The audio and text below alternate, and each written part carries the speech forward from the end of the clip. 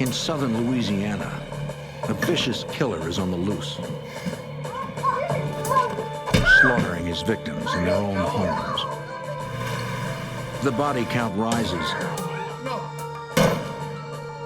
Authorities struggle in their search for evidence. They resort to behavioral analysis, hoping to recognize a pattern that will help them identify a sadistic murderer.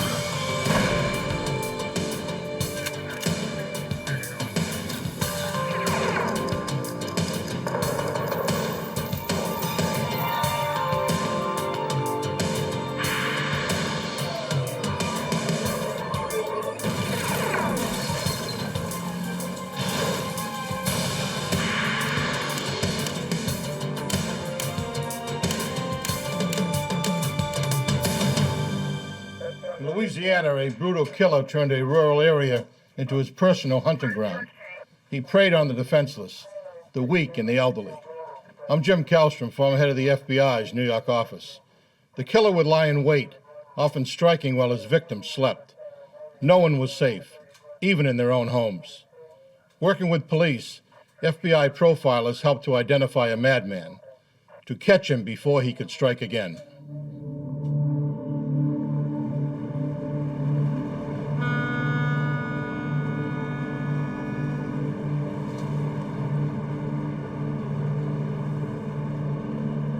Laplace, Louisiana, May 9th, 1997. At 9:46 a.m., James Lowell, Jr., a deputy with the St. John's Parish Sheriff's Department, stops by his parents' home. Lowell's sister had called him at work, concerned why their parents aren't answering their phone.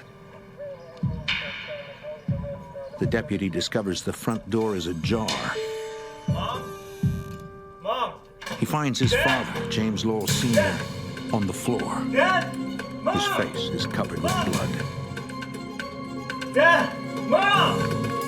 He checks his father's pulse Dad! and finds none. Mom! Mom! He looks for his mother. He finds her in the kitchen, brutally assaulted. Mom! Anne-Marie Lowell is unconscious and her pulse is faint, but she's alive. Dispatch is low! Dispatch is low! The deputy calls for an ambulance and backup. My dad's dead, my mom's scared. We both send back her, please. Mom. Oh, Mom. Within minutes, officers, detectives, and EMTs respond to the scene. The brutal attack shocks Detective Todd Himmel of the St. John Sheriff's Department. This is a well-respected family in the community, well-known, good people. Most of our homicides are either drug-related or maybe an argument that escalated. To have a home invasion homicide is uncommon for this area.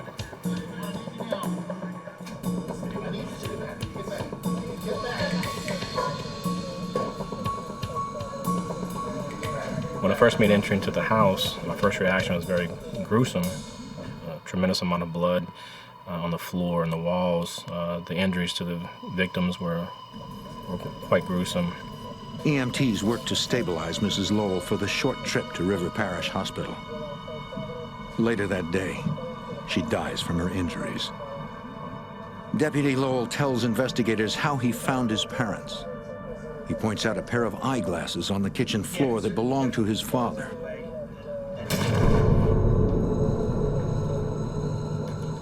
Investigators find a blood-stained hammer near Mr. Lowell's body. The nature of the wounds to the victim's head and face lead investigators to believe this is the weapon that killed him.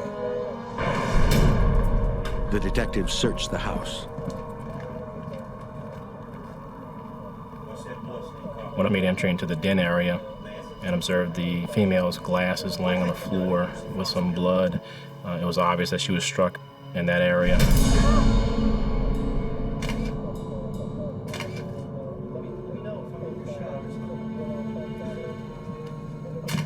Investigators find a large sugarcane knife, sometimes called a side blade or sling blade.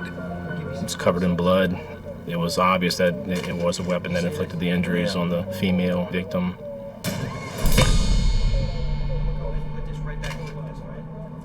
Detectives noticed that several volumes of an encyclopedia have been thrown to the floor. Blood spots. I'm finished over there. Okay. Ooh, did you see that? Got money. That's $100 bill right there. Checking the books still on the shelf, they find the Lowells had hidden nearly $12,000 there.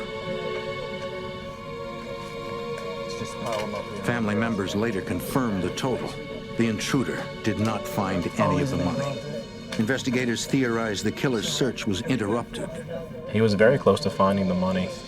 Apparently he was scared before he was able to. The son coming home to check on his parents may have scared him off.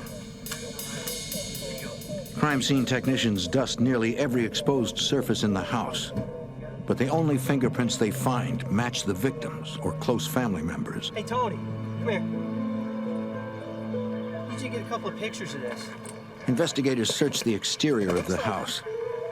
They discover the phone line, as well as the wires to the alarm, have been cut. And one of the garage windows has been removed. We're able to determine point of entry, which is the side window. Apparently the suspect had enough time to actually take a knife and remove the putty from a pane of glass from the old wooden windows. Detective Himmel suspects the killer took his time breaking into the Lowells' home. The particular location that he had made entry into was camouflaged by a fence and some trees, so in essence, no one would have seen him if they were passing on the road, so he did have time to make entry and to actually whittle away the putty from that window pane before he made entry into the residence. Investigators spread out to interview the Lowells' neighbors. Although Laplace is a tight-knit community, nobody has noticed anything unusual. Detectives run background checks on everyone who has recently come in contact with the family. They discover that a handyman hired by the Lowells is an ex-convict. He spent 5 years in prison for manslaughter. We began an investigation looking into his background. From that point, we kept him under constant surveillance. 3 days later, police bring the handyman in for questioning. He claims he is innocent, but a polygraph exam suggests he is being deceptive. Anything? Detectives obtain a warrant to search the suspect's home for clues. Crime technicians use luminol and black lights to hunt for blood evidence. Investigators theorize that the ex-con could have murdered the Lowells and quickly returned to his home. Once there, he inevitably would have deposited small amounts of blood. But their efforts turn up no evidence. Although detectives are unable to connect the suspect to the murders, they continue to keep him under surveillance. 5 days later, Detective Himmel arrives at the scene of a second brutal homicide. Another prominent member of the community has been murdered. Officers responding to a missing persons call discovered the body of 58-year-old Joyce Gilmer in the backyard of her home. According to her family, her car is missing.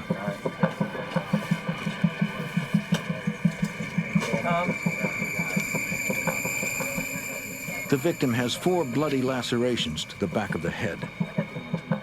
Detective Himmel immediately suspects that this murder is related to the double homicide. There were several similarities between the two.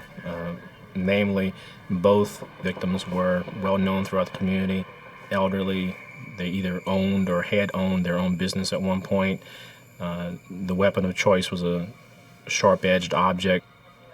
Investigators now realize they can rule out the possibility that the ex-con is the killer. He was under constant surveillance at the time that this crime had occurred, so we could eliminate him as being a suspect because we felt strongly that both crimes were related. Detective Himmel walks through the house looking for signs of an intruder. He finds none until he gets to the master bedroom. It appears as if the killer knew exactly what he wanted.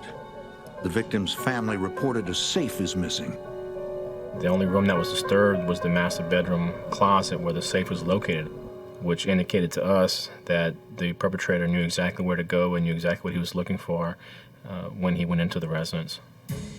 And having knowledge of that, the safe existed inside that master bedroom, it's a good possibility he knew the victim, that it could be one reason that he did murder her is because she knew who he was and could identify him. The investigators find no evidence of blood inside the house. They conclude that the victim was likely forced into the backyard, where she was murdered. Crime scene investigators process the house for evidence, including hair, fiber, and fingerprints. The killer has been careful. Once again, he has left nothing behind. Later that day, investigators find Mrs. Gilmer's car in the parking lot of a hotel just a few miles from her home. Deputies tow the vehicle to the sheriff's impound lot for analysis. When the car was found, the keys were still in it, so it was obvious that he had used that area just to dump the vehicle and had gotten into another vehicle, which was either parked there previously or he was picked up by someone. Crime technicians collect several fingerprints, but they only match the victim and members of the victim's family. For Detective Himmel, the car is another dead end. We didn't have any physical evidence that could determine who the perpetrator was or even assist us in determining who the perpetrator was. Investigators review videotapes taken by the hotel's security cameras. Unfortunately, the cameras were not focused on the area where the stolen vehicle was abandoned. It was a very stressful, very tense moment, trying to determine who's responsible for these crimes, working 20 hours a day, getting 4 hours of sleep a night. It was quite stressful. With limited resources and almost no evidence to go on, the St. John Sheriff's Department calls the New Orleans field office of the Federal Bureau of Investigation. Detectives hope FBI profilers can help identify a vicious killer.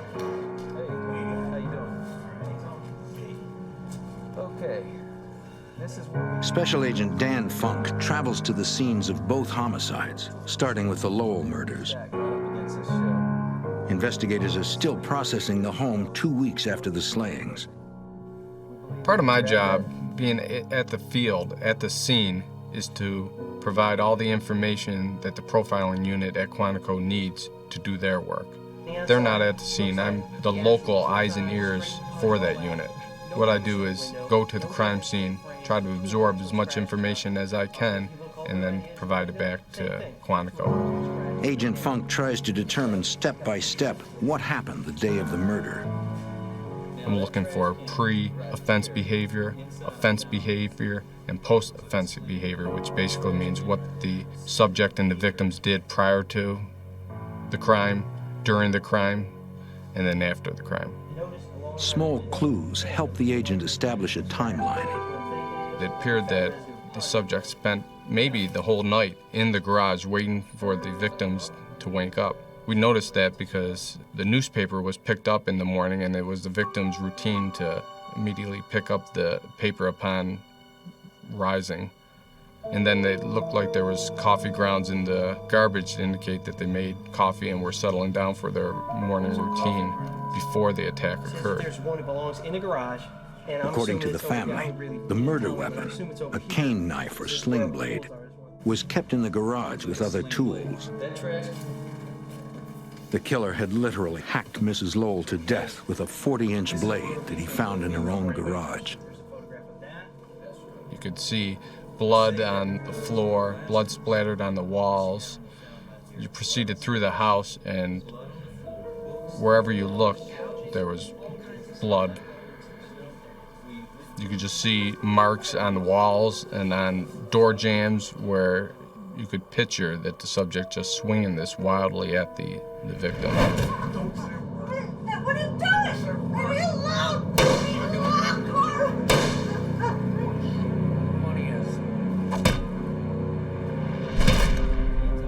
This was probably the worst crime scene that I've ever seen. And it spread throughout the house, which indicated that There was just an ongoing confrontation between the victims and the subject that just went on and on. With the discovery of Mrs. Lowell's eyeglasses in the den, investigators believe that was where the killer first encountered his victim. Since her body was located in the kitchen, investigators speculate she was chased there by the intruder. The discovery of Mr. Lowell's eyeglasses on the kitchen floor suggests a possible scenario. To have Mr. Lowell's glasses in the kitchen, we believe that's the initial point of contact between him and the perpetrator. Investigators theorize that Mr. Lowell entered the kitchen attempting to defend his wife, but they note his body was found in the hallway. We believe he was either trying to get another weapon or trying to get to a phone that was in the hallway.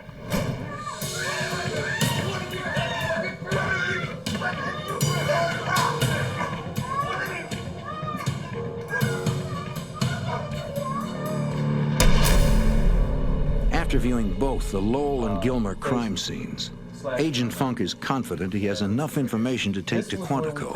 We definitely believe that this was a case that the profiling unit could assist on. There was a lot of interaction between the victim and the subject, and there were a lot of activity that could be used to come up with an offender profile. But could FBI profilers help identify the killer before he strikes again?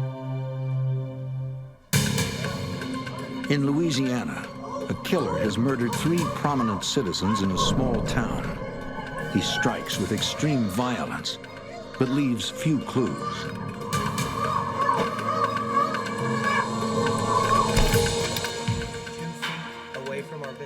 At FBI headquarters in Quantico, Virginia, Special Agent Dan Funk and local investigators brief FBI profilers on the murders.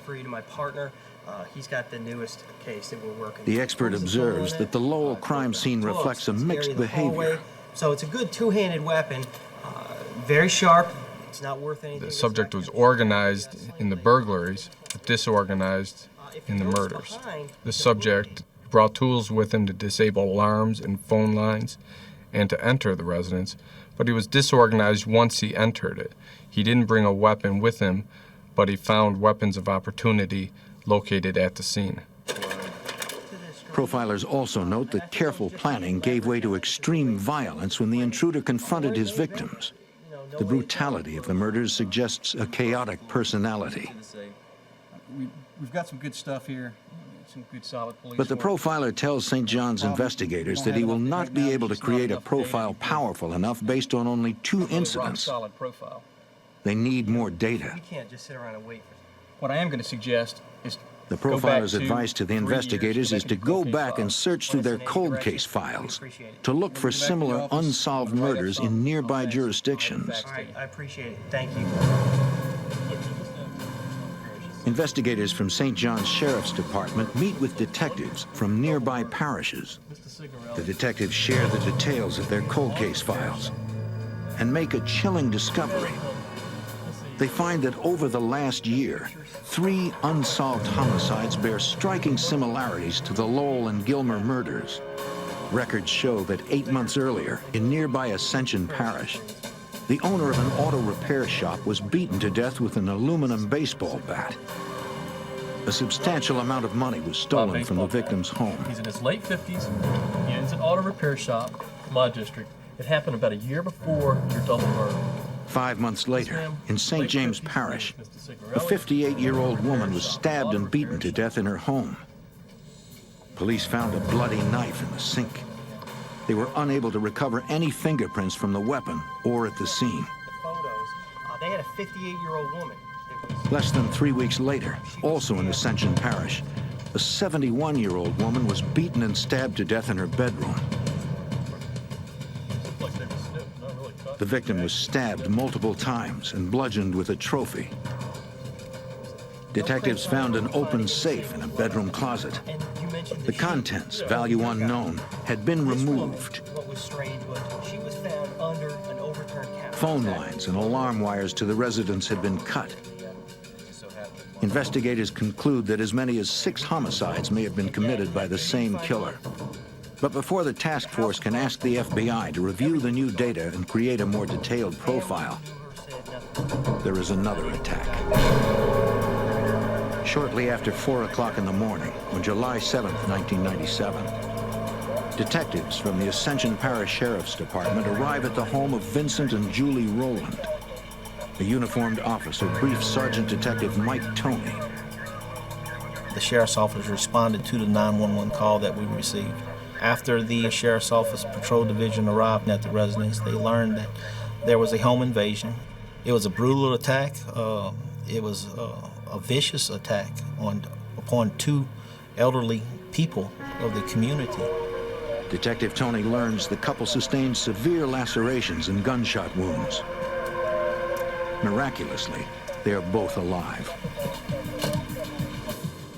The next day, Toney visits the hospital and learns that both victims have been stabilized. A doctor tells investigators that dozens of .410 gauge shotgun pellets were removed from the face, neck, and chest areas of both victims. If the Rowlands had been struck by larger gauge ammunition, they might not have survived. Among his injuries, Mr. Rowland has a large knife wound and shotgun blast to his face. It was remarkable that he was able to talk and give us information. He was determined to give this information because he wanted his attacker caught. And he gave a wealth of information as to how the attack took place. The man tells investigators he and his wife were in bed, asleep. It was around 2 or so in the morning. He was awakened when this large 30-pound rock was thrown upon his face. As he rises up out of the bed, the attacker starts hitting him in the facial area with the side blade. He tries to defend himself from the attack. The man struck him with the sling blade over and over again. Mr. Rowland said he was ordered to open a safe that was in the bedroom closet. He told the man he couldn't open the safe because he was hurt too badly. He and his wife were forced into the bathroom. The combination of the safe. To buy time, he intentionally gave his attacker the wrong combination. 36, 4, 34.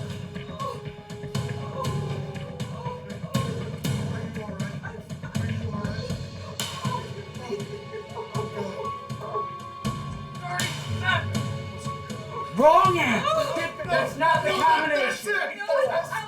He ordered Mrs. Rowland to open the safe or he would kill them both. Go! Open the safe. Let's go, you're taking forever. Open it up. Back up. The safe contained over $100,000 in cash.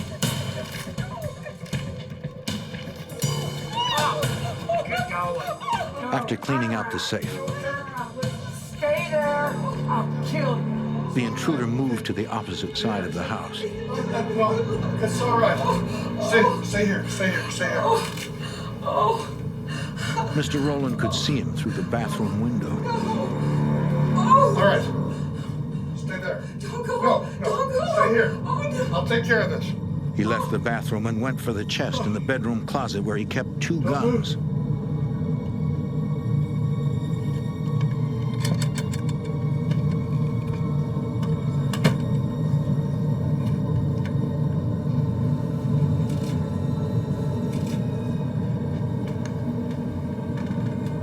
He hid behind the sofa and waited.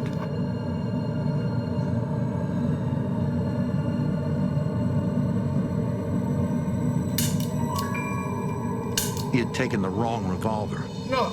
The one he kept loaded was still in the closet. The intruder had found a shotgun in a gun cabinet. No. Mr. Rowland was hit in the face. He laid there pretending to be dead, at which time he heard someone walk up to him, which he didn't realize it was his wife. He hears a second shot goes off, and then he realizes his wife had just been shot.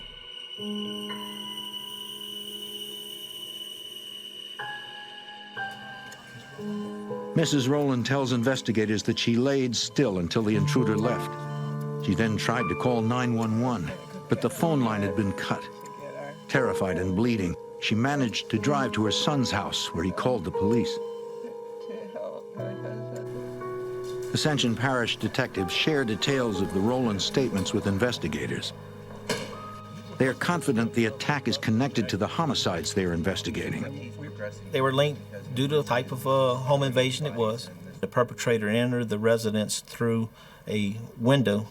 Prior to opening the window, he had cut the phone wires to the residence, which would disable the alarm system.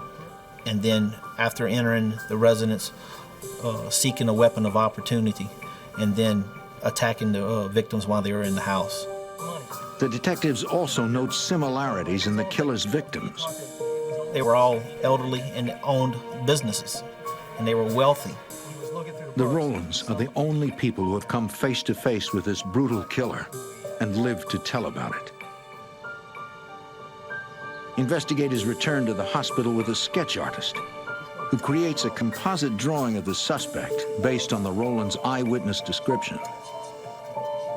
They described him as a white male with kind of shaggy-looking hair, thin, very authoritative voice. They described his voice as being of a person from the River Parish, from this area, as far as having a strong South Louisiana accent. Investigators released the composite drawing of the assailant to the local news media. The wanted man is described as being a white male in his 20s or 30s, of average height with medium build and sandy blonde hair. Now, law enforcement from 3 Louisiana jurisdictions finally have their first lead in identifying a ruthless killer. An elderly Louisiana couple narrowly survives a brutal assault on their lives. Their attacker has been linked to 6 murders in 10 months. Now the suspected serial killer is on the loose with over $100,000 in cash. Armed with the survivors' statements, Louisiana investigators returned to Quantico, Virginia to present the newly linked cases to the FBI's profiling unit. The profilers agree that the 6 homicides in the latest attack are most likely all connected. They suspect the killer lives or works in the area. He is nocturnal, and he may have recently purchased items he normally could not afford. The investigators now have a rough sketch of their suspect, but they need to move fast if they are to catch him. FBI Special Agent Dan Funk. Now you had 2 live witnesses, subjects under pressure to believe that there's people out there who can identify him. So we believe that either he would change his appearance, or he might even leave the area. You've got several good... The profilers recommend forming an official task force and asking the public to look out for anyone exhibiting any of the characteristics identified by the unit. That's what we're going to recommend. We can do that. The public appeal prompts thousands of phone calls to the task force hotline. A security guard from a local video poker casino provides an intriguing lead. He tells a detective that one of the regular customers at the casino looks a lot like the composite drawing he saw on TV. Detective Mike Toney of the Ascension Sheriff's Department. He described the individual as a person who, before these attacks, would come in there and spend very little money. Poor dresser. Since the attacks, he would come in, he would spend a lot of money. He would then started sporting jewelry, riding a new motorcycle, basically changed his appearance. But the security guard does not know the customer's name. He gave a description of the person, what he looked like, as well as a vehicle that he was driven. And this vehicle was very unique. It was actually a truck, a large truck with a large boom on the back of it that was used to like lift motors and stuff and carry them around. The detective reviews the security guard's recorded statement with the rest of the task force. His description of the customer's behavior is consistent with the profiler's analysis. Hearing the security guard's remarks about the customer's truck, a detective realizes he knows the man being described. A pickup truck that had a homemade hoist on the back of it. The customer is an auto mechanic who once worked for a friend of his, the same man who had been beaten to death with a baseball bat in his home 6 months earlier. A murder linked to their suspect. Yeah, there's a handful of them. The mechanic's name is Daniel Blank. Blank is a former employee of an auto repair shop owned by the victim. He was one of 36 people police interviewed in connection with that crime. Although he had voluntarily given a statement to the police, detectives found nothing suspicious. A check of his record reveals one prior arrest for a minor theft in St. James Parish. That's one side. Anybody want to go out and talk to him? Investigators travel to Daniel Blank's last known residence to ask him some questions.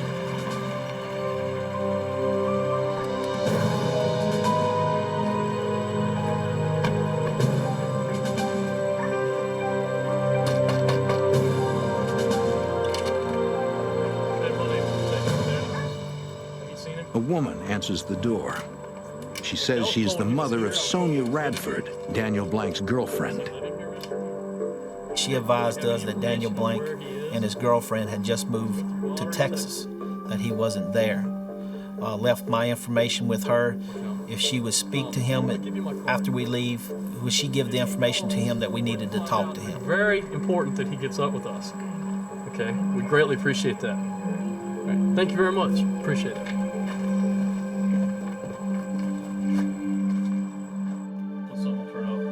10 minutes after Detective Tony returns to his office, he receives a telephone call. Detective Tony. It is Daniel Blank. Hey, listen, can I put you on hold just a second? He says he is calling from Onalaska, Texas.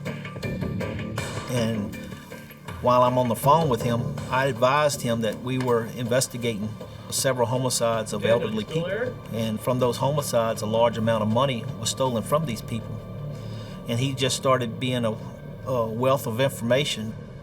He started talking about how he was gambling, that he was winning a lot of money, that he had all the receipts for his gambling winnings. And during the conversation, he tells me that he will be back in Louisiana within a few days. So it was set up where he would come and meet with us when he came back into Louisiana. Okay, Daniel. Well, please call me as soon as you get back here, okay? All right. Thank you. All right. But Daniel Blank has no intention of returning to Louisiana. So investigators will have to go and find him. In Louisiana, authorities identify a suspect in a series of brutal murders. But as the investigation heats up, the suspect moves to a small town in the neighboring state of Texas. Federal agents in Louisiana contact Special Agent Rick Locke at the FBI's Lufkin, Texas resident agency. Agent Locke often works undercover, so his identity must be protected. Anytime that there's a case that would involve the violent death of a number of people and the possibility of a serial killer on the loose, that would be moved to a #1 priority. Agent Locke asks Lieutenant Detective Mike Nettles from the Polk County Sheriff's Department to locate and surveil Daniel Blank.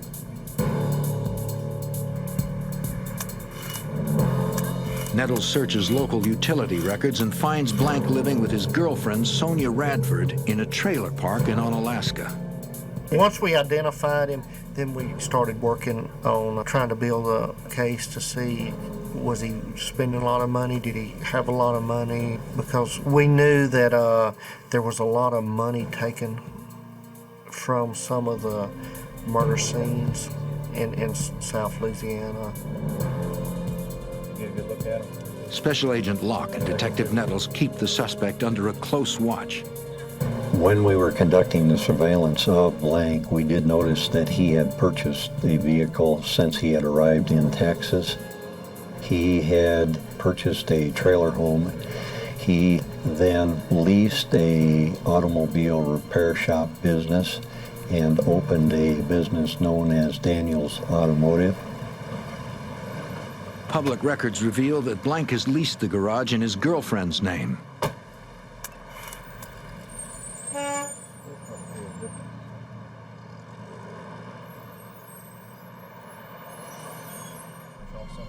After surveilling Blank for nearly 2 weeks, Agent Locke and Deputy Nettles meet with the Louisiana Task Force and a Texas U.S. attorney. The investigators brief the prosecutor on the results of a financial background check on Daniel Blank. He was spending a large amount of money, which fit the behavioral profile. After doing a financial background on him, we learned that in this year where he was spending all this money, he had no means of income that was showing up on his state employment records. Tony, please. During an earlier phone conversation with Blank, Detective Tony broached the subject of his income. And that's when he started going into his gambling habits. All the money that I got, I won from gambling. So we had a person who was spending literally thousands of dollars at local gambling casinos. And then after doing the background and financial records through the casinos, we learned that he was actually spending more money than he was winning. So he was actually in a negative for his gambling records. In addition to his massive gambling losses, Blank has purchased an SUV, a car, a new motorcycle, 2 trailer lots for $22,000, a $14,000 trailer, and a $4,000 above-ground swimming pool. Records reveal that most of the purchases were made with cash. The prosecutor agrees that the circumstantial evidence is impressive, but investigators have not produced any evidence that places Blank at any of the crime scenes or that connects him to a weapon. If investigators hope to make their case against Blank, they need hard, physical evidence. In Louisiana, technicians have recovered many latent fingerprints from the crime scenes. Analysts have matched most of the prints to the victims and their family members. Technicians compare the remaining unknown prints to a set of Daniel Blank's fingerprints, obtained during an arrest for an earlier minor violation. They determined that the prints do not match, but Blank's old record is incomplete. There are no palm prints in his file. And investigators have several palm prints from the crime scenes listed as unknown. The investigators devise a plan to obtain a set of palm prints from Daniel Blank. Through a records check, Detectives Nettles and Agent Locke have learned that Blank does not have a valid driver's license. After weeks of surveillance, they have observed that Blank has a habit of running a particular stop sign near his business. The plan is for Nettles to perform a traffic stop the next time he does.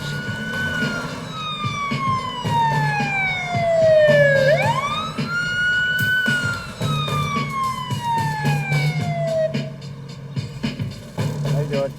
Your driver's license registration? I don't have my license on me.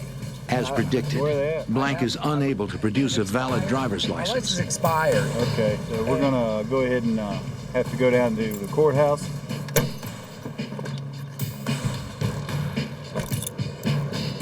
Is all this really necessary, you think? Fine, you walk around the side of the car. Yeah. Nettles places him under arrest and takes him to the Polk County Sheriff's Office. During the booking process, officers take a full set of finger and palm prints from Blank. If the palm prints match the prints at any of the Louisiana crime scenes, investigators will have the evidence they need to obtain an indictment. Blank pays a $50 fine and is released. At the fingerprint lab, technicians compare the palm prints to latent prints collected at the crime scenes. In case after case, the results are negative. They do not match. All the prints collected at the crime scenes either belong to family members, victims, or remain unknown. So for now, suspected serial killer Daniel Blank will remain free. In Louisiana, 6 people are dead, the victims of a vicious killer. An intense investigation has revealed a prime suspect, but no hard evidence to tie him to the crimes. The suspect is volatile.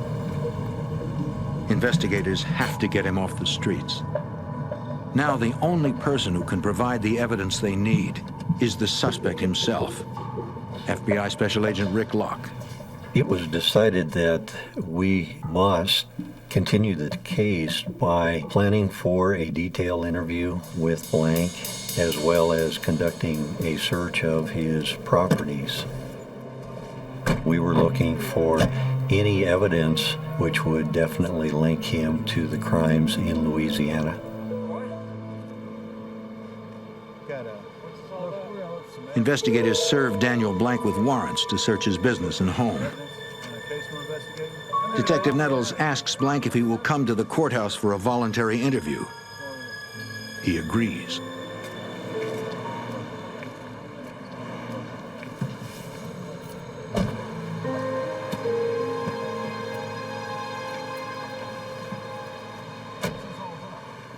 Blank is not arrested, but he is advised of his Miranda rights.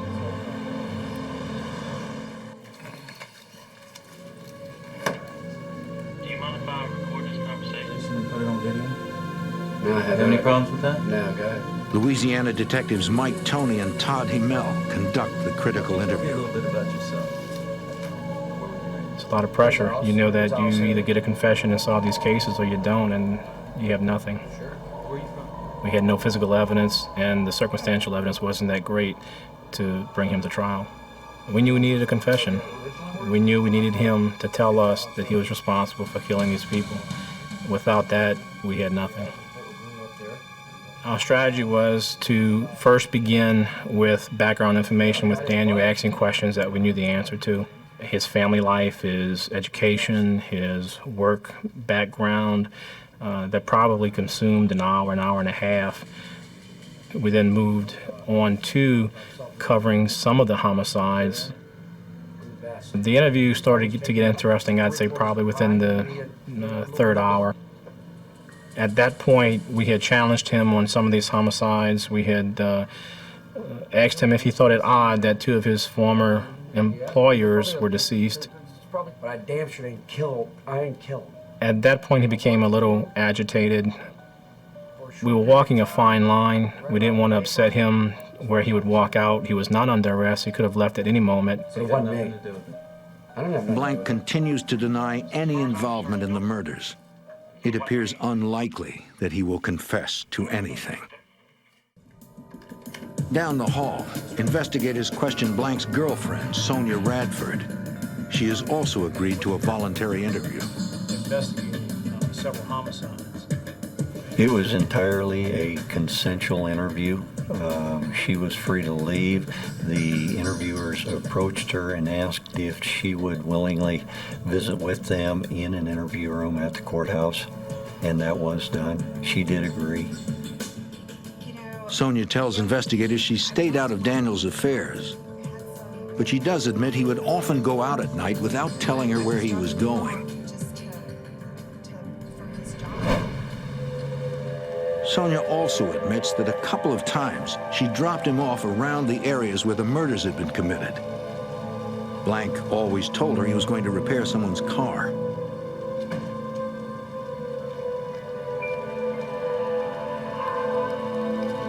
Sonia tells investigators she never wanted to believe Daniel was involved. A few doors down, Blank continues to deny any responsibility for the crimes. I need you to go on record. I'd like you to take a polygraph, if that's okay with you. He even agrees to take a polygraph exam. Just answer yes or no. I believe he agreed to take the polygraph because he needed to give the appearance that he was cooperative and that he wanted us to believe he was innocent. The examiner asks Blank if he ever struck Mrs. Gilmer, the elderly woman found outside her home. Blank answers no. After 3 tests, the The polygraph examiner reports that Blank is exhibiting deceptive behaviors. He is most likely not telling the truth. Blank is beginning to show signs of stress. His interrogators decide to further destabilize him by introducing an emotional subject, the recent death of his mother. My father was no help. I could tell that his relationship was close with his mother. From that point, I just discussed his upbringing. He came from a large family. I helped her as much as I could. I knew it wasn't easy for him because of the size of the family and both parents trying to provide food and support and housing for their children. Daniel, did you love your mother? Yeah. If she were alive today, and you were involved in these murders, do you think she'd want you to do the right thing? Yeah. Did you mean to kill Mrs. Gilmore? No. That was very important. That was the first admission that he had made that he was responsible for committing that crime. Once Blank begins to confess, he doesn't stop. He ultimately admits to 6 homicides and 2 attempted murders. He tells Detective Himmel about his first murder, which occurred 8 months before the St. John's double homicide. Blank tells investigators he worked for the victim and claimed the man owed him money for a job he had done. He says he entered his boss's home and found him asleep on the couch. He tried to take his wallet, but the man woke up. Blank claims the man attacked him with a baseball bat. When he slipped and fell, Blank got a hold of the bat and started hitting back. He didn't stop beating the man until he was dead. Blank said he took $800 or $900 from the man's pockets. He knew what he was doing was wrong. He knew the difference between right and wrong. And I believe after that first homicide, it just became easier and easier every time it occurred again. In his confession, Blank consistently claims he acted in self-defense. I shot them. He insists that all 6 murder victims attacked him first. So he was trying to kill you? They were trying to kill me. I appreciate you being honest. Blank's interpretation may be self-serving, but his memory of the crime scenes is nearly photographic. The recollection was amazing. The amount of detail he was able to remember, being able to draw diagrams of the homes, draw diagrams of weapons that he used. His attention to detail was amazing. The confession continues for 13 hours. By the time he got to the end, he was very comfortable, drinking his soft drink, smoking a cigarette, very comfortable, nonchalantly discussing these crimes in detail. Authorities in Texas arrest Daniel Blank on murder charges and then extradite him to Louisiana to face trial.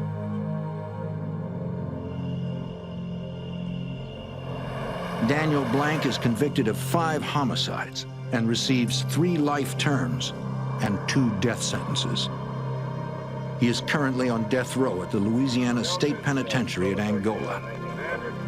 The state of Louisiana decides not to pursue charges for the 6th homicide and attempted murders, confident that Daniel Blank will never leave this place alive.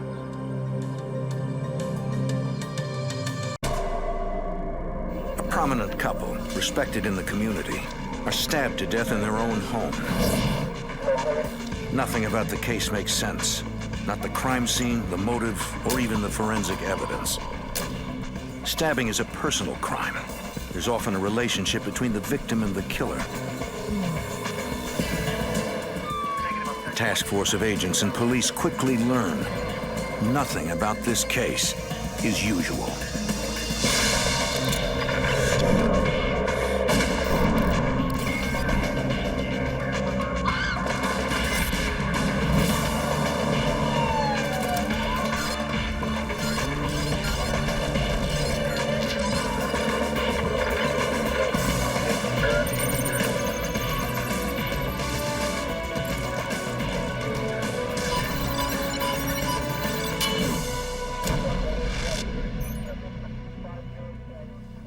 Etna, New Hampshire is a small town.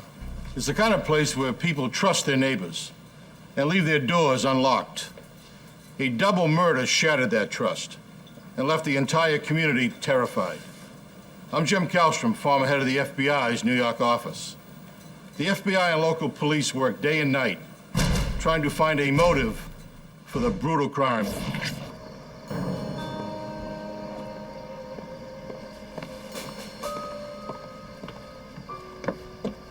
January 27th, 2001, Etna, Vermont.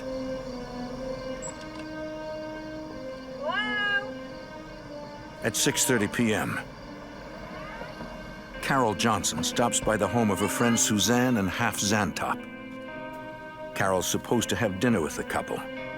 Suzanne? It's not like them to forget a dinner engagement. I'm here. Anybody home? In the study, she makes a gruesome discovery. The room is in shambles. The friends are on the floor. Blood is everywhere.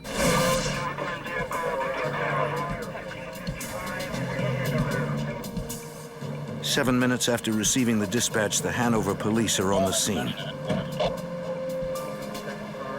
Eric Bates is a detective at the Hanover Police Department. And I went into the door. By the time I got there, some of the information had been relayed as to the nature of what had happened. That there were at least 2 bodies. Carol tells police that the victims were both prominent professors at nearby Dartmouth College. Half Zantop was an earth sciences professor. His wife Suzanne was the chair of the German Studies program. Carol is their colleague. They'd invited her for dinner at 6:30 that evening. All right, good to see you guys. See you tonight.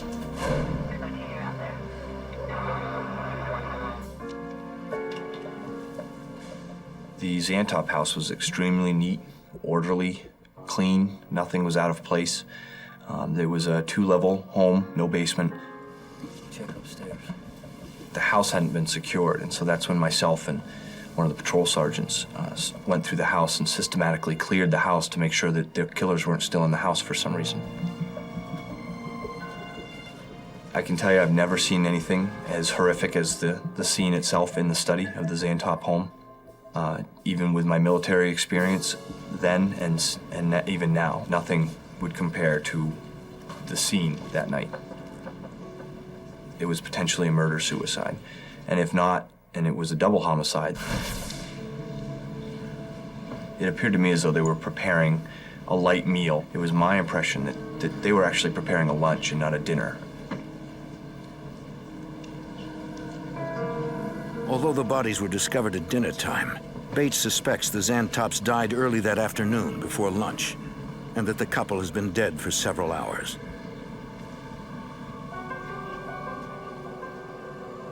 There was so many valuables in that house that we wouldn't have even begun to know what was missing. We discovered some blood droppings and a bloody boot print, what appeared to be a boot print anyway, on the floor. It was right next to the Zantop's fireplace, and it's a wood fireplace.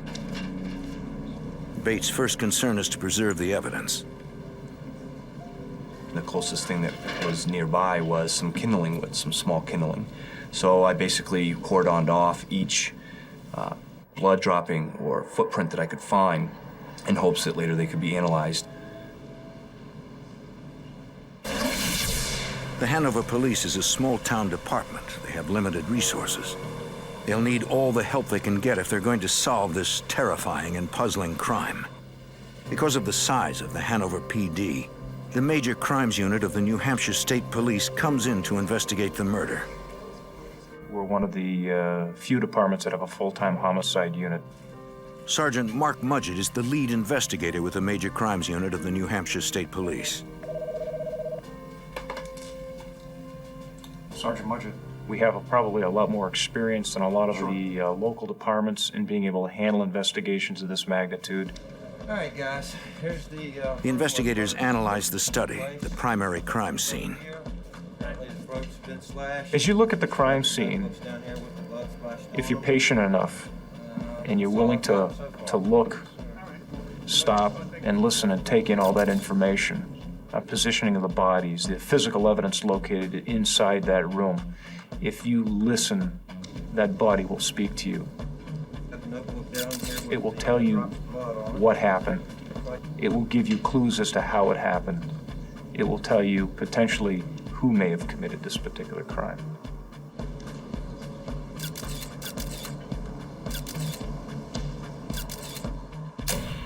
Suzanne Zantop's body was lying near the door of the study.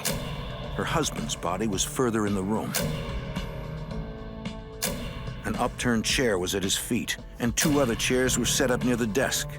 It looked like a conversation had taken place in the room. Near the 2 chairs, police make a startling discovery. We got something under here. As we started to process the inside of the study area, we immediately came across 2 black tactical-style knife sheaths.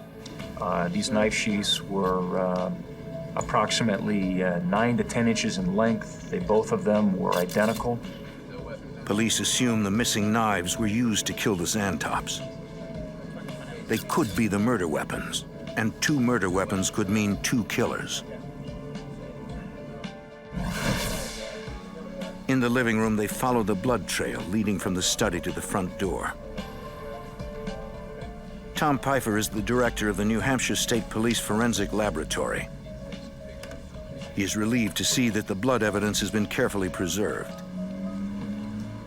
This is a highly unusual and actually some of the best part of preserving the crime scene that could have occurred. This eliminated people entering the crime scene from actually stepping and obliterating or contaminating the footwear impression evidence.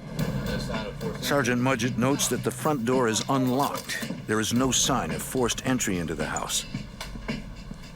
Right now, all the investigators have are a few answers and a growing list of questions. Did they invite the perpetrator or perpetrators into this? Or the questions that continue to go through your mind are, is this somebody that's known to the Zantops?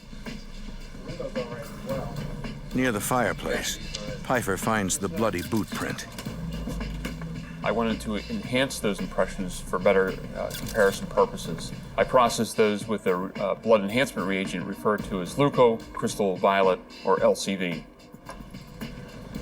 Upon application of the LCV, the impression was further enhanced to the point where it was going to be able to be used in identification purposes.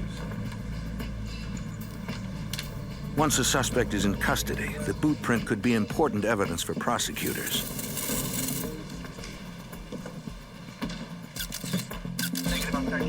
In 2001, Mike Delaney was the Assistant Attorney General for the Homicide Unit of the New Hampshire Attorney General's Office. In New Hampshire, anytime a suspicious death is discovered, there's an immediate notification to prosecutors who are immediately dispatched to the scene to help the investigators with the case. In this case, our victims were loved and esteemed professors from an Ivy League college campus, and that made this case very unique. It was clear that the level of violence that had been inflicted on the Zantops was over and above anything that was necessary for the purpose of carrying out a crime, including a potential killing. In that regard, it had the hallmarks of a crime of passion, of somebody that acted out with a level of violence that was personal in nature. In addition to the unlocked door, the extreme violence of the murders, it appears to be what investigators call overkill, is more evidence that the Zantops might have known their killers. If the killers knew their victims, then police are looking for someone who hated the Zantops enough to brutally stab them to death. Whoever committed this crime is a cold-blooded killer and must be stopped. But police must find them first. To do that, they need a motive, something to explain this heinous crime. In Etna, Vermont, 2 prominent professors are murdered, stabbed to death in their own home.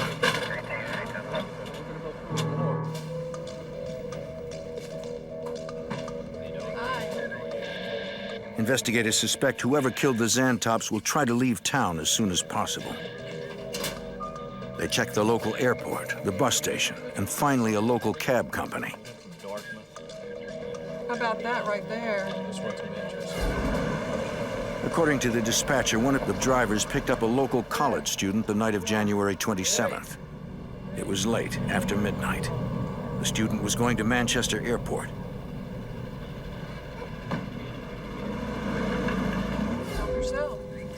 Investigators quickly established the student flew home due to a family emergency.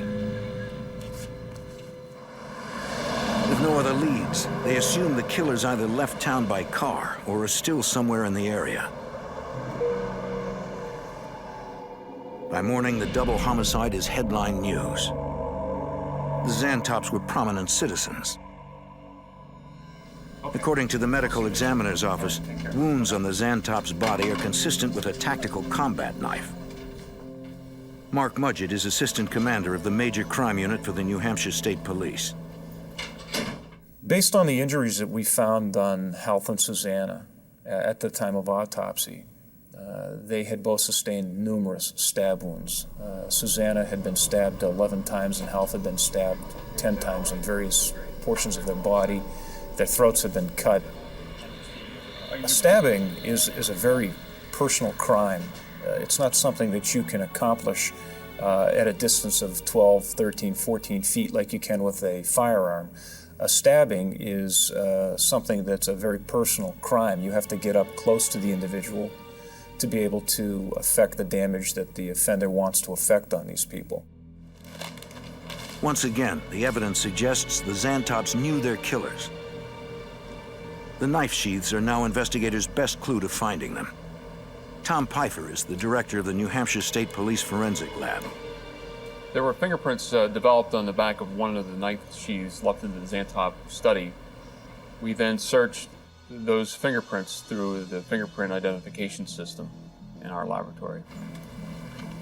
Investigators searched the NCIS database, comparing fingerprints found on the knife sheaths to a database containing the fingerprints of known offenders. They can't find a match.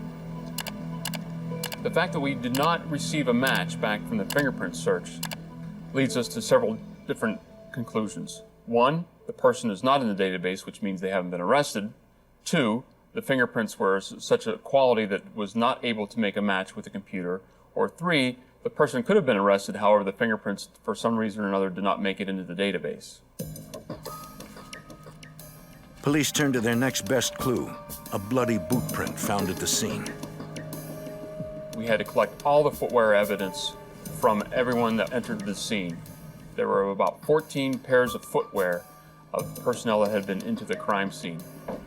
We collected all those pieces of footwear from the neighbors to the EMTs to the medical examiner to our own Attorney General's office. Good impression of that. Great impression. The forensics lab is able to eliminate all 14 pairs of footwear. Pfeiffer suspects the boot print belongs to one of the killers. I scanned a photograph of this particular footwear impression at the crime scene, emailed that image down to the FBI laboratory in their footwear section, asked them to do a search of their database that contains thousands of outsole pattern designs. The FBI lab tells Pfeiffer that the footwear impression was made by an upscale brand of hiking boots.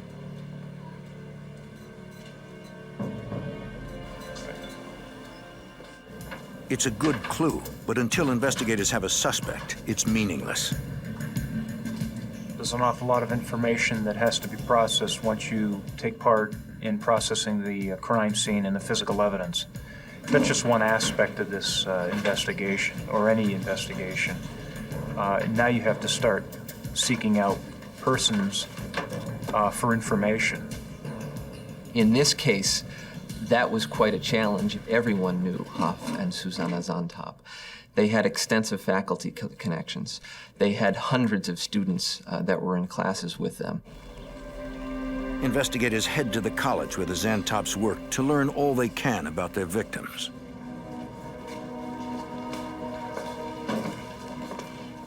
So realistically, our investigation just blew up in 360 degrees. You had to just start putting your feelers out. You had to start generating leads. You had to start interviewing a lot of people on campus, off campus, relatives, neighbors. Altercations with anyone?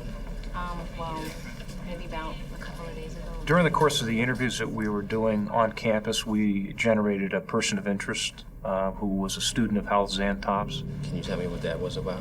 No, because they spoke Spanish. According to a student, Hal Zantop argued with one of his students just days before he was murdered. We're going to wrap it up for today. Professor Hub, yo necesito hablar para mi clave en la clase de... Una trae aquí. Yo necesito para mi graduación. Police questioned the student. It was reported to us that he had an extensive knife collection. What kind of knives are they? They're collector's items. When we conducted the actual interview with the individual, we also noted that he had sustained a recent abrasion to his head. So we were hoping that we were, onto something. Why do you want to see my hand? Because I want to see your hand. The student voluntarily submits to questioning. He tells police he'd been friendly with Hal Zantop ever since he took the professor's earth science class. He explains he was just joking around with Professor Zantop. We were laughing in Spanish. Investigators look into the student's background, but he has a solid alibi on the day of the murders. He could not have killed the Zantops.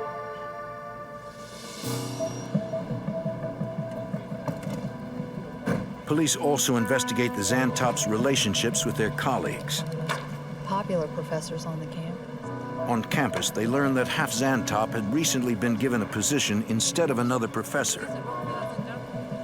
Recently, in the last.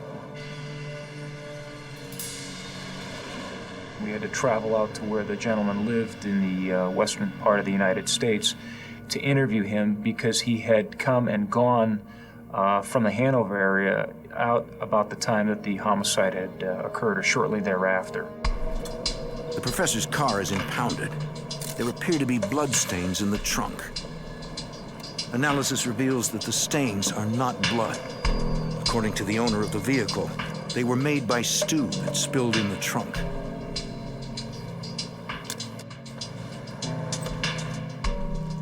While investigators follow every lead, two detectives work to try and find the murder weapons. They visit retail stores in the area that specialize in knives. The scabbards that we had, the knife sheaths that we had, were produced for one type of blade, one type of knife. The blade itself is really a paramilitary or a tactical type of tool. Our armed forces use them. A lot of police agencies utilize them. This is not something that is a tool that's going to be used by the average hiker or the average individual. 6 days after the killings, the knife manufacturer supplies New Hampshire authorities with a list of all authorized retailers and distributors in the country, broken down by state. In addition, there are hundreds of dealers nationwide that sell the knives on the internet. Based on the research we did with the manufacturer, we were able to determine that we were going to have to track down approximately 5,000 blades and knives, scabbards, that were produced and distributed worldwide. We didn't have a considerable amount of manpower to be able to do that. The investigators need help and call in the FBI. At the time, Brian Fitzell was a special agent assigned to the Bedford, New Hampshire resident agency of the FBI. Just give me the FBI office. They knew that it would encompass different states and even international because of the nationality of the Zantops. So they knew that they'd be reaching well outside of the New Hampshire borders and wanted us to be able to help with those kind of leads. Along with state and local police, the FBI joins the Hanover Task Force. This was front page news, and consistently the state police, the attorney general, was asking anyone with information, please call. And the volume of the leads that were coming in were tremendous. You know, phone calls, people calling in with information. The FBI deploys Rapid Start, a computer system. It is a database designed to track hundreds or even thousands of leads. In any type of investigation, you need to keep your peripheral vision open. You don't want to miss anything. If you're too quick to focus in on one area, you start to disregard other telltale signs or other signs that you may or may not be on the right track. As investigators struggle to make sense of their case, all over the country, media coverage of the case explodes. For law enforcement, the pressure is on to find a pair of brutal killers. In New Hampshire, 2 Ivy League professors have been brutally murdered in their own home.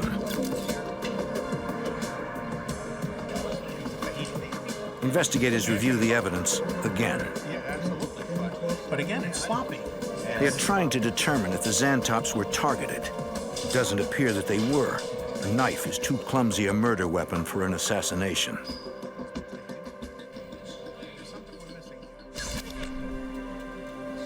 Also, the killers made amateurish mistakes. If the murder had been planned, why would they leave behind the knife sheaths, a footprint, and even a fingerprint? Ironically, despite the evidence found at the scene, they're beginning to question whether the Xantops had any connection to their killers at all. Supervisory Special Agent Brian Fitzel. It was looking, as this progressed more and more, that it was not an acquaintance that committed these acts. Investigators can also rule out robbery. According to the initial investigation, nothing was taken from the house. It was a murder scene that didn't match a lot of the known or the experience that most of these investigators have worked many homicides. It didn't fit into their normal model. It wasn't apparent that there was any motive other than the killing itself. It was as if these people were killed and the culprits ran right out the door. Agents contact the FBI's Critical Incident Response Group in Quantico, Virginia. Investigators want to understand how these killers' minds work. They turn to the profilers. They'll actually see hundreds of homicide cases during a year, and so they actually develop an expertise and they can see patterns because they see so many cases. Supervisory Special Agent Jim Fitzgerald is a criminal investigative analyst, a profiler. He finds the case unusual. We have 2 low-risk victims who are killed in their own house in broad daylight on a Saturday, nonetheless, when other people ostensibly in the neighborhood are home. This is the crime scene. It appears that Fitzgerald notes that the position of the chairs makes it appear as if an impromptu conference was going on prior to the murders. The only thing that's in the doorway. It was agreed upon with the investigators in the room and myself that it looks like there may have been at least several minutes in which there was some sort of conversation between Hoff and one or both of the offenders.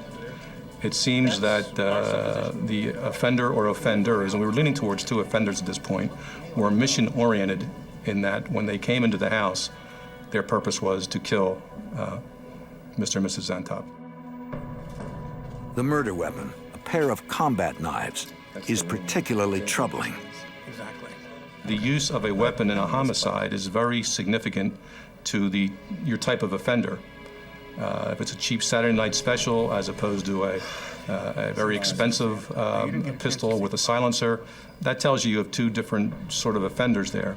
And on the other end of the continuum, on even a lower end of the continuum, if someone's using a knife, that tells you a lot about your offender too. Been able to determine what type of knife it actually was. It's like a... The fact that the killers used knives and left behind crucial evidence tells him they are either sloppy or unsophisticated. Investigators suspect that the Xantops either knew their killers or allowed them into the house for some unknown reason. Fitzgerald is starting to get a picture of the killers, but the extreme level of violence troubles him. When we're seeing a case that it makes no sense for various reasons, from a profiling perspective, we automatically hit the default to youthfulness. We just may have someone here youthful, that the motivation is not about money, the motivation is not to get back to somebody or even up a grudge. It's, hey, we're youthful and our filtering system in our brain hasn't kicked in yet, so I know, let's go out and just hurt or kill someone. He fears he may be looking at some kids who killed just for the thrill of it. That went bad. On February 9th, a list of the killer's post-offensive behavior compiled by the FBI profilers is released to the public. Investigators ask the public to recall if they noticed anyone exhibiting odd behavior around the time of the murders, or changing their appearance, missing work, or having unexplained injuries or bruises on the hands or arms. Calls pour into the task force. None of the leads pan out. After 2 weeks of non-stop work, investigators have hit a dead end. Nothing about the Zantop murder makes sense. Seems like a crime without a motive. With each passing day, the community becomes more desperate. 2 murderers are at large, and law enforcement still has no idea why they chose the Zantops and who their next victim might be. In New Hampshire, a task force of state and local police and FBI agents tried to determine why someone murdered 2 Dartmouth professors in their own home. There was no discernible motive that we could come up with as to why these people would be killed. Supervisory Special Agent Jim Fitzgerald is an FBI profiler assigned to the FBI's Behavioral Analysis Unit. We were told initially that there was nothing missing from the house. We found out about a week or so later that, in fact, something was missing from the house. Agents learn Half Zantop always carried a wallet, and his wallet has never been recovered. Prior to us learning that the wallet was missing, it almost appeared like a motiveless crime. Now that they know one of the victims' wallets is missing, it changes everything. We said this could be a little bit different now, and this may have been a quote-unquote simple robbery gone very, very bad. Gentlemen, I just have some new information. If the motive was indeed robbery, investigators have only a handful of clues found at the scene. 2 unidentified fingerprints, an unidentified boot print, and 2 empty knife sheaths. The task force focuses on the knife sheaths and finding the murder weapons. There's really a point in an investigation where you provide the behavioral work as much as you can, and then you have to sit back and let the gumshoe work take place. Check this out. Working with the manufacturer, investigators work to track down the sale of 5,000 combat knives all over the country. Okay. This is all the dealers of that blade? It's about 5,000 of them. In addition to questioning retail dealers in the area, investigators research dealers who sell combat knives over the internet. On February 14th, they contact an internet retailer in Massachusetts. Supervisory Special Agent Brian Fitzel. 2 of the knives had been purchased by an individual in Vermont within, 20 miles of the crime scene. Bells started going off and flags were raised that we may have a good break here. The purchase of 2 identical combat knives is an extraordinary lead. Investigators follow up immediately. The 2 knives were purchased by a man named James Parker. He lives across the state line in Chelsea, Vermont. Mark Mudgett is assistant commander of the Major Crime Unit for the New Hampshire State Police. When we made the initial contact with the occupants of the home, we were somewhat shocked at the fact that it was purchased by a juvenile. Jimmy! James Parker is only 16 years old. What's going on? You James Parker? Yes. We want to talk to you about some knives. James Parker had indicated that he had bought 2 knives at that time. That he'd bought one for himself and one for a friend of his, a gentleman by the name of Robert Tulloch. That they had purchased the knives so they could use them while they were rock climbing.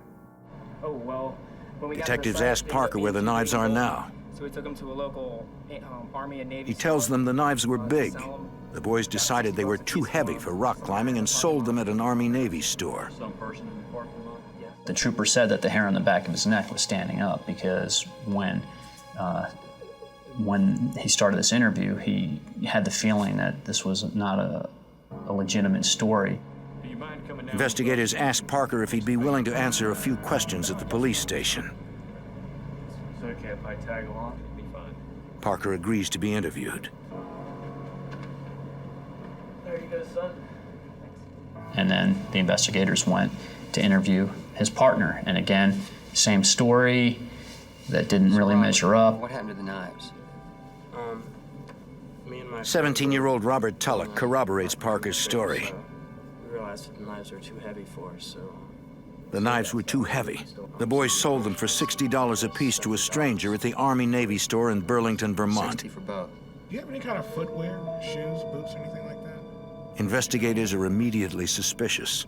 Tulloch's statement is not just close to Parker's, it's virtually identical. I'd like to have him come downtown and make a formal It's as if the two boys memorized their statements beforehand. statement as a suspect, but we need you to sign this form giving us permission to do that. Is that okay? Then the detective notices something chilling.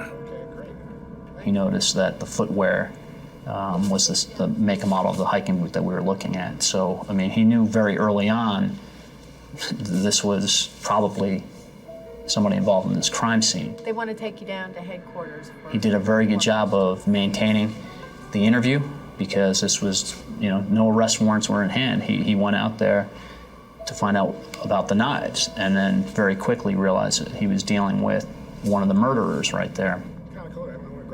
Robert Tulloch agrees to accompany detectives to the Chelsea Sheriff's Office to be fingerprinted.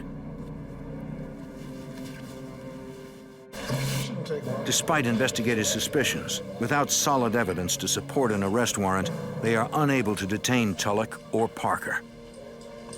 Deputy State Attorney General Mike Delaney. They had no prior history with criminal activity. They cooperated with the police when they arrived. They voluntarily provided information and fingerprints and shoes. He's free to go. They place a late-night call to Tom Pfeiffer, the director of the New Hampshire State Police Forensic Laboratory. I received a telephone call at 12 o'clock midnight requesting my assistance to the laboratory to do a comparison between a pair of boots that were recovered from a suspect in this case to those impressions that were developed at the crime scene. In order to obtain an arrest warrant, investigators need proof that Robert Tulloch's boots matched the bloody boot print found at the crime scene. The pressure that was surrounding this particular case was enormous. I've never worked in a case in our state that had this much amount of pressure. If anything, it caused us to actually step back and recheck and double and triple check our work before we let anything out of this laboratory. This is your career on the line. If you make one misidentification, you might as well leave the world of forensics behind because you could never do another case.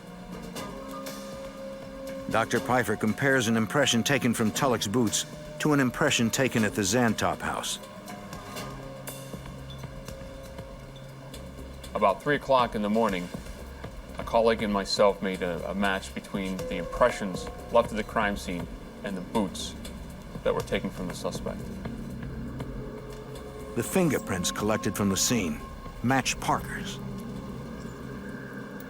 We knew that we were dealing with our murderers, and the two murderers knew that as well because after the state troopers left, these kids left that night. They got together and fled. So they gave fingerprints and footwear and then went into fugitive mode. After weeks of searching, agents and police finally identify their suspects, only to lose them. Two deadly teenage killers are now on the loose. Forensic evidence has implicated two teens, James Parker and Robert Tulloch, in a brutal double murder. Detective Eric Bates with Hanover Police Armed with Department. warrants, police travel to the boys' homes. To check your house if you don't have a problem. Both of them live with their parents in the small town of Chelsea, Vermont. No, I really don't. I have no idea. When we got into Chelsea that morning, and it was early in the morning, we had learned that they had both fled during the night, telling each other's parents that they were both going to be with the other family. Detective Eric Bates questions Robert Tulloch's parents. They have no idea where their son is. It was difficult to deal with the parents of these killers. Knowing the information that we had, you learned that the family members were good people and that, unfortunately, their children had become murderers.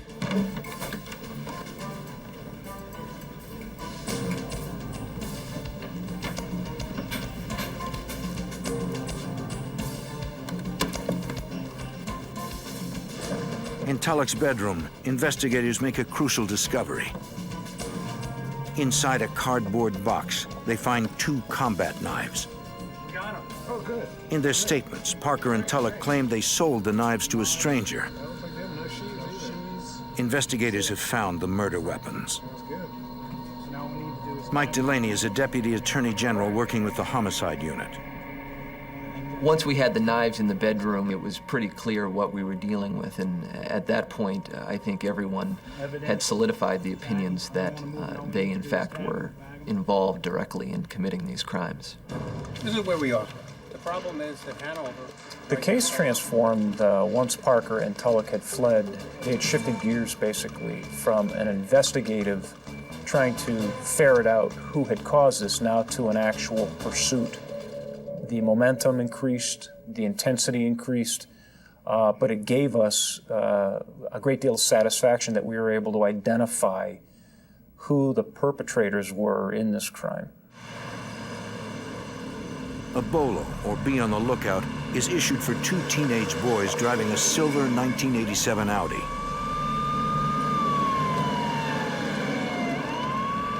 They are wanted for questioning in connection with the Zantop murders.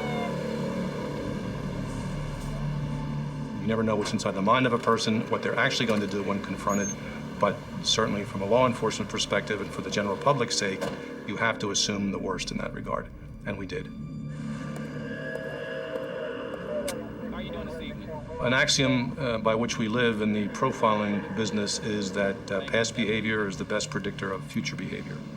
So by all means, these 2 were considered armed and dangerous, and all the relevant agencies and states that were contacted were told that, be very careful when confronting these 2, because they've killed already. Parker and Tulloch's pictures appear in newspapers and on television throughout the country. The FBI issued the UFAP, the unlawful flight to avoid prosecution, to help us in our fugitive investigation.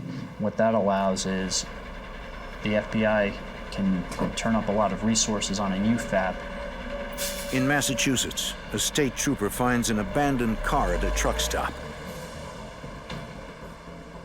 It is a silver 1987 Audi.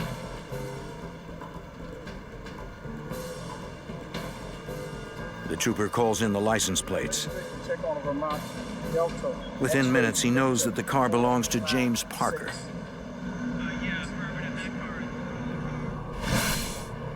Agents converge on the truck stop.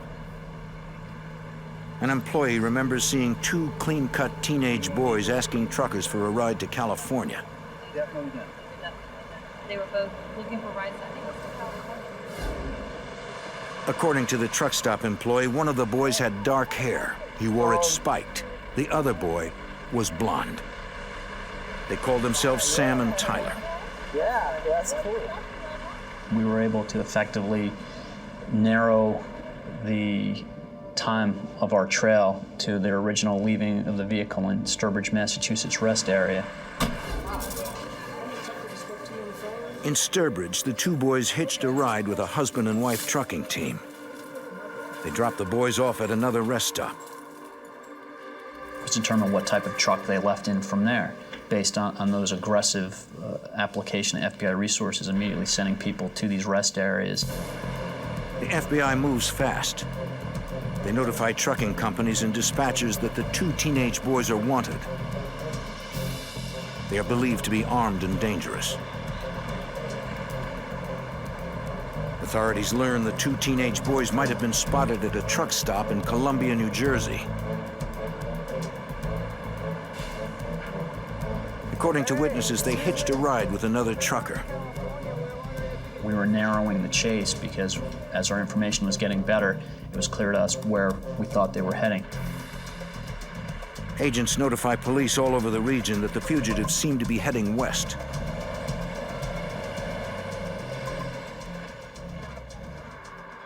February 19th, 4 a.m. 3 weeks after the double homicide, the sheriff in Newcastle, Indiana, listens to the chatter on his CB radio. He hears a trucker ask if somebody can give a ride to 2 boys from New Jersey. They want to go to California. He does not reveal he is a police officer and quickly tells the trucker he'd be happy to give the boys a ride. He instructs the trucker to drop them off at a nearby truck stop. The officer speeds to intercept them. According to the bolo, the suspects are armed and dangerous. Along the way, he calls for backup. He may have found the killers. In Indiana, a sheriff attempts to trap two teenage fugitives at a truck stop. 16-year-old James Parker and 17-year-old Robert Tulloch are both wanted for the brutal slaying of two prominent professors.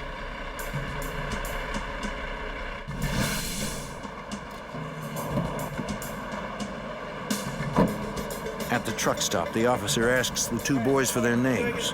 What's your name? Tyler J. Jones. Tyler J. Jones. What's the J stand for? Jeffrey. Tyler Jason Jones. Jeffrey. Jeffrey. Okay. Where are you from? We're from Encino, California. Can you spell that? E-N-S. How about you? What's your social security number? All right, you don't remember it right now? Well, hold on a second. Copy that. I got the description. That's you? You heard that? We've got the suspects here. We identified themselves there. Guys, hold the camera in the car. He takes Parker and Tulloch into custody.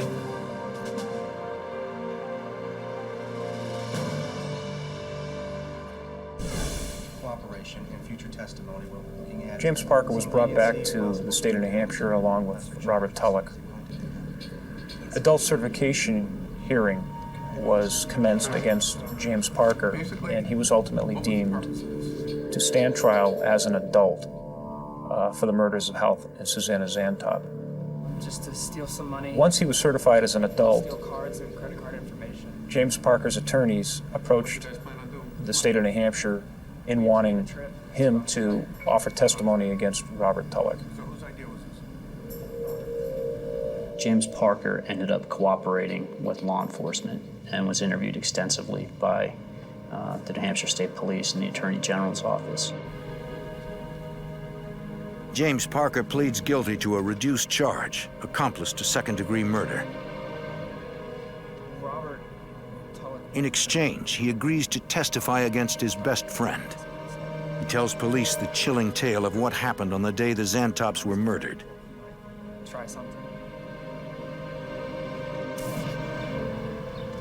What materialized is the fact that these two guys were bored with their life in Vermont, that they envisioned going to Australia or some far-off place. They originally decided that they were going to rob somebody and take their ATM card or something to that effect, take $10,000 and fly to Australia. Hey, I've got a question. Our car They broke down. came up with the idea of knocking on somebody's door and saying that they had car trouble, can we come in to use your phone? And when I don't think so. they tried this in Vermont, the person felt very strongly that these two were up to no good and slammed the door in their face and said, get off my property. He was very close to being a victim of that. Well, when their pretext for broken car didn't meet with good results, they changed it to students conducting a survey for their school. Hey, we're doing a school. So they showed up at the Zantops' house totally at random, and unfortunately, the fact that Hoff and Susanna were college professors led them to be very open and trusting of students and invite them into their home. Come on in.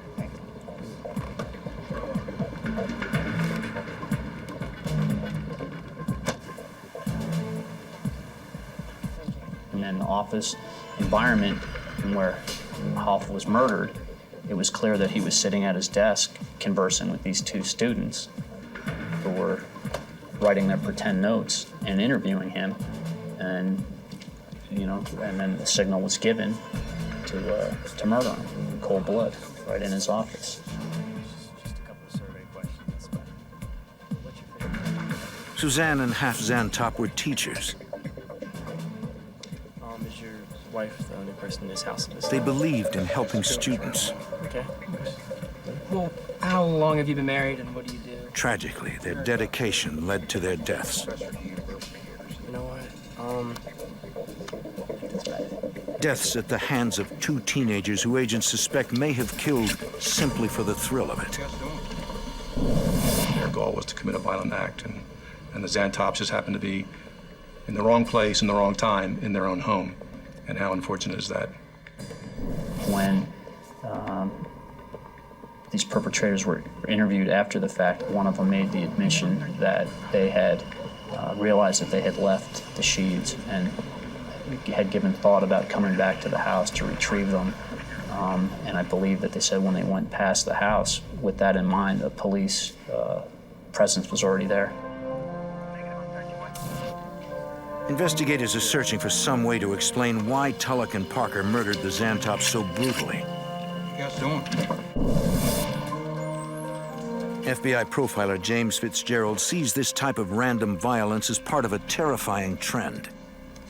We live in a different society today. Even in our youthful culture, they're constantly exposed to violence. And I believe Parker and Tulloch fit right into that category. The motivation's not to get back to somebody or even up a grudge. So I know, let's go out and just hurt or kill someone. And we're seeing more and more of that, unfortunately. When you left there that night, where did you guys go? We spent considerable amount of time with him, several days, as he went through how he and Robert Tulloch had concocted and eventually perpetrated this crime. He showed no signs of emotion, no signs of remorse for what he had done. I stabbed the Zantops. They were from more or less a middle-class environment, low crime area. Did not have some of the pitfalls that maybe others may be forced to experience in lesser environments. But nonetheless, there was a dysfunctionality about them. And when their chemistry was mixed, a violent outcome was apparently inevitable. Investigators will never know what it was about the two boys and their chemistry that triggered such rage. In April 2002, James Parker is convicted of second-degree murder. He is sentenced to 25 years in prison. Robert Tulloch is convicted of first-degree murder. He is sentenced to spend the rest of his life in prison without the possibility of parole.